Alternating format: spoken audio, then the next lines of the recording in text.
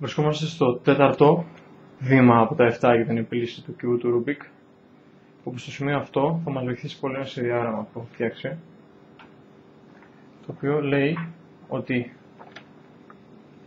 αυτός είναι ο αλγόριθμος που θα χρησιμοποιήσουμε και είναι η μπροστινή πλευρά κατά 90 μέρες προς τη φορά του ρολογιού, η πάνω πλευρά 90 μέρες προς τη φορά του ρολογιού, η δεξιά πλευρά κατά 90 μέρες προς τη φορά του ρολογιού, η πάνω πλευρά 90 μέρες αντίθετα προς τη φορά του ρολογιού, η δεξιά πλευρά αντίθετα προς τη φορά του ρολογιού πάλι κατά 90 μέρες και η μπροστινή πλευρά αντίθετα προς τη φορά του ρολογιού, γι' αυτό και ο τόνος, κατά 90 μέρες.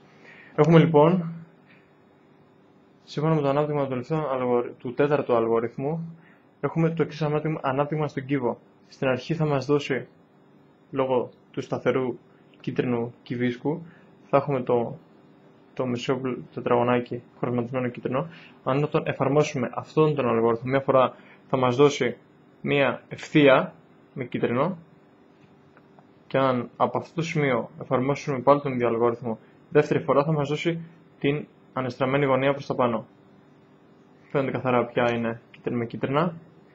Υπάρχουν πιθανότητες από τη μία πλευρά χρωματισμένου του κυβού να φτάσουμε καθένα στη γωνία και μετά στην ευθεία γραμμή. Όπως και να έχει, σε αυτά τα βήματα εμείς θα εφαρμόζουμε τον ίδιο αλγόριθμο, ώσπου τελικά να καταλήξουμε στο ζητούμενο που μας επιλύει το τέταρτο βήμα, να σχηματίσουμε τον κίτρινο σταυρό. Αυτά τα σχήματα είναι πολύ σημαντικά να απομνημονεύσουμε, διότι αν γνωρίζουμε και όταν βλέπουμε ότι είμαστε στην ευθεία του κύβου, όπως είμαστε στο παράδειγμα τώρα, να ευθεία, δεν μας ενδιαφέρει αν υπάρχουν κίτρινα κομμάτια εδώ, πέρα από τη μόνο περίπτωση αν υπάρχει αυτή η γωνία εδώ πέρα. Εδώ λοιπόν δεν μας ενδιαφέρουν τα ακριανά κομμάτια στο τέταρτο βήμα. Είναι πολύ σημαντικό λοιπόν να ξεχωρίζουμε την ευθεία, το μοναδικό κομμάτι και την ανεστραμμένη γωνία, γιατί θα πρέπει να αναγνωρίζουμε όταν έχουμε αυτές τις περιπτώσεις ποια θα είναι σε κάθε περίπτωση η μπροστινή πλευρά. Στην προηγουμένη περίπτωση που έχουμε την ευθεία, η εμπρός πλευρά θα είναι αυτή. Δεν φαίνεται φυσικά γιατί είναι η κάτωψη, αλλά αυτή θα είναι αυτή η μπροστινή πλευρά. Και στην ανεστραμμένη γωνία η μπροστινή πλευρά του κύβου θα είναι αυτή. Πάμε λοιπόν να λύσουμε τον κύβο, ο οποίος βλέπουμε ότι είναι στην περίπτωση που έχουμε ευθεία γραμμή. Πάμε να λύσουμε λοιπόν, να κάνουμε μία φορά τον αλγόριθμο, να δούμε πού θα προκύψει. Κρατάμε λοιπόν τον κύβο έχοντας αυτήν σαν εμπρός πλευρά και λύνουμε. Μπρος πλευρά προς τη φορά του ρολογιού κατά 90 μοίρες. Την πάνω πλευρά προς τη φορά του ρολογιού κατά 90 μοίρες. Δεξιά πλευρά προς τη φορά του ρολογιού κατά 90 μοίρες. Την πάνω πλευρά αντίθετα προς τη φορά του ρολογιού κατά 90 μοίρες. Δεξιά πλευρά αντίθετα προς τη φορά του ρολογιού κατά 90 μοίρες. Και την μπροστινή πλευρά αντίθετα προς τη φορά του ρολογιού κατά 90 μοίρες.